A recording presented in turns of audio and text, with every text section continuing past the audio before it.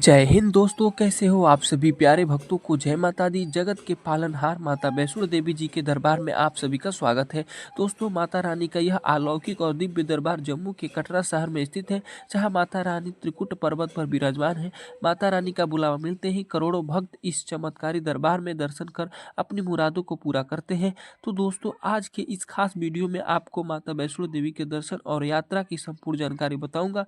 तो अगर आप माता वैष्णो देवी के दर्शन करने की प्लानिंग कर रहे हैं तो आप बिल्कुल सही वीडियो पे आए हैं। इस वीडियो में बात करेंगे कि यहाँ तक कैसे पहुँचेंगे आप, और सारी जानकारी आपको मैं साझा करूँगा। तो सबसे पहले जानेंगे कि यहाँ तक हम कैसे पहुँचेंगे, और उसके बाद से यहाँ पूरी को कैसे विजिट करेंगे, होटल और धर्मशाला कहाँ लेना चाहिए, और बताएंगे कि RFID कार्ड कहाँ और कैसे बनवाएं, और साथ ही बताएंगे कि यात्रा करने का सही तरीका क्या है, घोड़ा, पिट्ठू, पालकी या रोपवे या हेलीकॉप्टर के रेट क्या है, और दर्शन के बाद आप कहाँ कहाँ घूम सकते हैं। साथ ही साथ आपको खाने पीने की व्यवस्था के बारे में भी बताऊंगा, और लास्ट में बताऊंगा कि संपूर्ण बजट की जानकारी क्या है।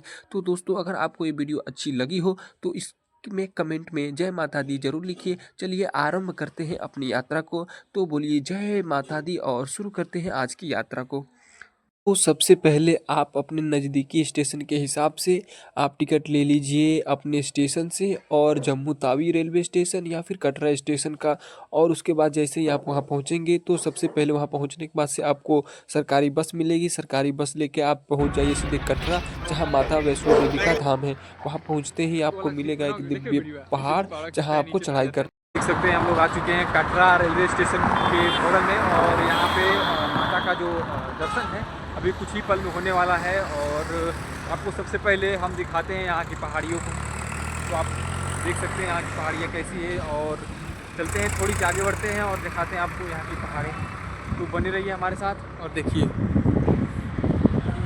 दोस्तों, यहाँ ठंड के साथ साथ बहुत तेज़ हवाएं भी चलती हैं, इसलिए अगर आप चाहें तो आप अपने लिए अच्छी स्वेटर भी ला सकते हैं, और ठंड से बचने के लिए अच्छा उपाय करके ज़रूर आएँ। हम लोगों की बस यहीं पे रुकती है 10 मिनट के लिए, ताकि सभी लोग कुछ नाश्ता कर सकें, और उसके बाद सभी लोग नाश्ता करने के बाद दोस्तों हम लोग को रूम मिल गया है। चलिए हम आपको अपना रूम दिखाते हैं, जो कि सिर्फ 800 रुपये मिला है, जो कि हम दोस्तों इस रूम में हम लोग ठहरे हुए थे, और यहाँ पे हम लोग 4 लोग आसानी से रह लिए, जो कि मात्र 800 से 1200 रुपये तक का यहाँ पे रूम रेट है। यहाँ पे टीवी लगा हुआ है। साथ ही साथ आपको दिखाएंगे अभी यहाँ का बाथरूम कैसा है।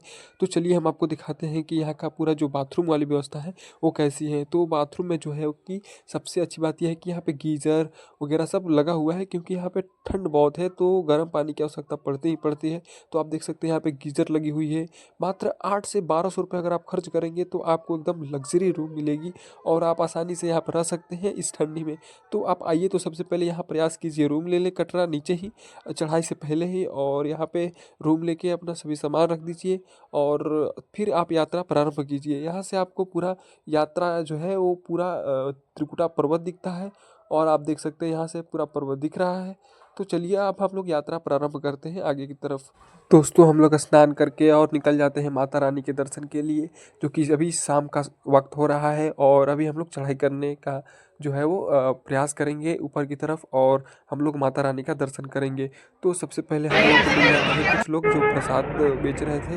तो आइए हम लोग यहाँ पूरे प्रसाद को एक्सप्लोर करते हैं। यहाँ पे कौन कौन से प्रसाद मिलेंगे, आपको नीचे दिख रहा होगा कि यहाँ पे कौन कौन से प्रसाद जो है वैष्णो देवी के वो फेमस हैं। आप जाइए तो इन सभी प्रसादों को खरीद लीजिए, या आप सबसे अच्छा है कि प्रयास कीजिए कि ऊपर ही जो गवर्नमेंट के द्वारा आपको प्रसाद मिलता है उसका भी पैसा लगता है, लेकिन आप प्रयास कीजिए ऊपर ही प्रसाद ले लीजिए, क्योंकि आपको उतना ऊपर ले जाना पड़ेगा। चढ़ेगा भैया इस राय में, वो जो ट्रस्ट की दुकान है यहाँ पर, उधर से देखते हैं। वो चढ़ाओगे तो गवर्नमेंट को पैसा जाएगा। माता रानी का बस्तर लेके जाओगे, कपड़ा लेके जाओगे, अपने हाथों से माता रानी को चढ़ा पाओगे, रुक पाओगे आराम से दर्शन। पूरा प्रसाद कितना का है? 250 रुपये का 3 छत्र, 100 रुपये का चुनरी। नहीं, अगर ये छत्र सिर्फ ये चुनरी चढ़ता है ना, ये तो कंपलसरी नहीं होता है। छत्र चढ़ता है, चुन्नी वापस मिलता है आपको घर में। चल पहले घूम के आओ यार, जब गुफा के अंदर जाओगे। हेलो गाइस, तो हम लोग अब यात्रा यहाँ से प्रारंभ करने वाले हैं, और आप देख सकते हैं यहाँ से माता का भवन साफ साफ दिख रहा है, और बस यहीं से यात्रा आरंभ हो रही है। और ये यहाँ पे ये इसी मान्यता की यहाँ बांधने के बाद से जो भी मनोकामना है वो पूरी हो जाती है। जोर से बोलो, जोर से बोलो।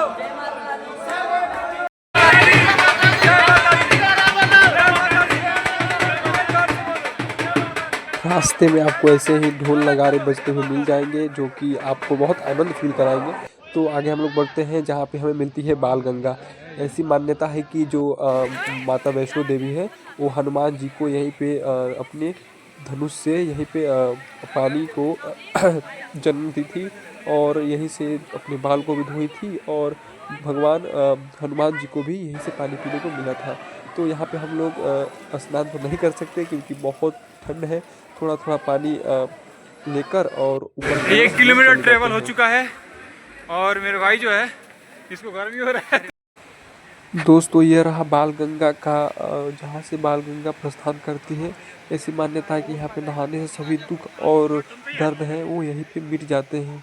बात कर लेते हैं कि RFID कार्ड कैसे बनाएं। तो कटरा बस स्टैंड या रेलवे स्टेशन के पास आप जो है RFID कार्ड बनवा सकते हैं। तो देवी की यात्रा करने का जो सही तरीका है, सबसे पहले कटरा पहुंचो, RFID कार्ड बनवाओ जो कि फ्री में बनता है। फिर बाण गंगा से यात्रा शुरू करो, पैदल या घोड़ा पालकी पिट्ठू से आप जैसी इच्छा हो वैसी चढ़ाई करो। फिर भवन पहुँच माता का दर्शन करो, फिर भैरव मंदिर जाओ और वापस कटरा आ जाओ। अब ये आपको जो वीडियो में दिखा हुआ है चरण पादुका, जो कि ऐसी मान्यता है ना कि माता रानी का जब पीछा किया जा रहा था तो माता रानी यहीं पे अपने पैरों के निशान छोड़कर और गुफाओं में गायब हो गई थी। तो हम लोग को आगे बढ़ते ही लग जाता है भूख। तो हम लोग यहाँ पे जो गवर्नमेंट के द्वारा खाना खिलाया जाता है वहाँ पे हम लोग खाना खा लेते हैं। खाना खाने के बाद हम लोग सीधे पहुँच जाते हैं अर्धकुंवारी के पास। यहाँ का इतिहास अगर हम जाने तो अर्धकुंवारी तक की ऐसी मान्यता है कि जो माता रानी है यहीं पे 9 माह तक यहाँ पे इस गुफा में कुंवारी रही थी और ऐसी मान्यता है यहाँ पे। तो गुफा में जाने का जो रास्ता है वो यहीं से प्रारंभ हो जाता है और हम लोग दर्शन करके और आगे बढ़ जाते हैं। जैसे ही माता रानी के ऊपर दर्शन करने के लिए पहाड़ों पे चढ़ते हैं, यहाँ पे लिखा है पत्थर गिरने की आशंका है, यहाँ पे न रुके। यहाँ पे जो गवर्नमेंट के द्वारा ऐसी बोर्ड लगाई गई थी कि आपको कहीं रुकना नहीं है, यात्रा को शुरू करते ही रहना है, कहीं ठहरना ज़्यादा नहीं है क्योंकि ठहरने के लिए गवर्नमेंट रास्ता बनाई हुई थी। तो हम लोग जैसे ही माता के भवन के पास पहुंचते हैं तो वहाँ पे पूरा बर्फ़बारी हो रहा था और कुछ बर्फ़बारी जो है वो गवर्नमेंट के द्वारा यहाँ से हटाया जा रहा था ताकि यात्रियों को कोई दुख ना हो। आप देख सकते हैं कि छत पे कैसी बर्फ़ जम गई है और ये रहा माता रानी का दर्शन। अगर माता का दर्शन हो गया हो तो कमेंट में जय माता दी जरूर लिख दीजिएगा और आपको माता रानी का दर्शन हम अवश्य पूरा करवाएंगे। तो ये रहा माता रानी का दर्शन। माता रानी का दर्शन करने के बाद से आपको बहुत ही अच्छा लगा होगा और इस माता रानी का दर्शन करने के बाद से हम लोग पहुंचेंगे सीधे भैरव बाबा के पास। तो भैरव बाबा के पास चलने के लिए हम लोग हो जाते हैं तैयार। तो यहाँ से आप रोपवे का भी इस्तेमाल कर सकते हैं क्योंकि बर्फ़ गिरा हुआ था तो हम लोग तो बर्फ़ के बहुत नसीब मिजाज वाले हैं। तो हम लोग पैदल ही यात्रा शुरू करते हैं। माता रानी के दर्शन करने के बाद हम लोग बाबा भैरवनाथ के दर्शन के लिए तैयार हो जाते हैं और चलिए हम लोग बाबा का दर्शन करने के लिए ऊपर चढ़ते हैं। तो हम जब भी ऊपर चलते हैं तो हम लोग बर्फ़ से खेलते हुए चलते हैं क्योंकि बहुत मज़ा आ रहा था बर्फ़ में खेलने के बाद। यहाँ पर जब भी आओ तो मैं कह रहा हूँ कि दोस्तों के साथ ज़रूर आओ और कम से कम 4 से ज़्यादा लोग रहें तब भी मज़ा आएगा। अगर आप अकेले या 2 लोग आ जाए तो बिल्कुल मज़ा नहीं आएगा। अगर आप आओ तो कम से कम 4, 5, 7 जितना हो सके उतने लोगों को लेके आओ। माता रानी के दर्शन के लिए हाजिरी लगवा के जाओ और साथ ही साथ अच्छे अपने दोस्तों के साथ आओ क्योंकि यहाँ पे मनाली का व्यू मिल जाएगा। और प्रयास करो कि जब दर्शन हो जाए तो बाबा भैरव का भी दर्शन हो जाए क्योंकि ऐसी मान्यता भी है कि अगर माता रानी का दर्शन हो गया और बाबा भैरव का दर्शन नहीं हुआ तो आपकी यात्रा सफल नहीं मानी जाती है। तो ऐसे ही हम लोग भी चले जाते हैं बाबा भैरवनाथ और वहाँ जाने का जो खुशी है वो बहुत खुशी है। हम लोग अपने आप को बहुत लकी फील कर रहे थे क्योंकि हम लोग को यहाँ पहुँचते ही स्नोफॉल शुरू हो गया था जो कि मनाली वाला व्यू बिल्कुल मिल रहा था। तो हम लोग को ऐसा व्यू मिला जो कि मनाली में लोग पैसे खर्च करके जाते हैं। माता रानी हम लोग की कृपा की और हम लोग को मनाली वाला व्यू जो है वो माता वैष्णो देवी के दर्शन करने के बाद ही मिल गया। बाबा भैरवनाथ की जब हम लोग चढ़ाई चढ़ रहे थे तभी हम लोग को मिल गया और यहाँ पे जो पूरा रास्ता है वो बर्फ़ से जम चुका है और कुछ रास्ते जो हैं वो अभी खुले हुए हैं। तो बाबा भैरवनाथ के दर्शन करने के लिए आपको सबसे पहले यहाँ पे लाइन में लगना पड़ेगा। लाइन में लगने के लिए आपको थोड़ा सा ऊपर जाना पड़ेगा क्योंकि बाबा भैरवनाथ का दर्शन यहीं पे हो पाएगा। इसके लिए आपको मोबाइल वगैरह सब रखना पड़ेगा। लेकिन आपको यहाँ से ऊपर जाने के लिए अच्छी सी लाइन में लगकर ऊपर जाना पड़ेगा। और आप देख सकते हैं जैसे हम लोग ऊपर चढ़े बाबा भैरवनाथ के दर्शन के लिए, यहाँ पे पूरा बर्फ से जो है कि पूरा भरा हुआ है। और आप देख सकते हैं यहाँ से पहाड़ियाँ कितनी अच्छी दिख रही है, वास्तव में बहुत अद्भुत है। सच में इसे जो भी स्वर्ग कहा है, वास्तव में बहुत अच्छा स्वर्ग कहा है। सच में वास्तव में ये भाई स्वर्ग ही है।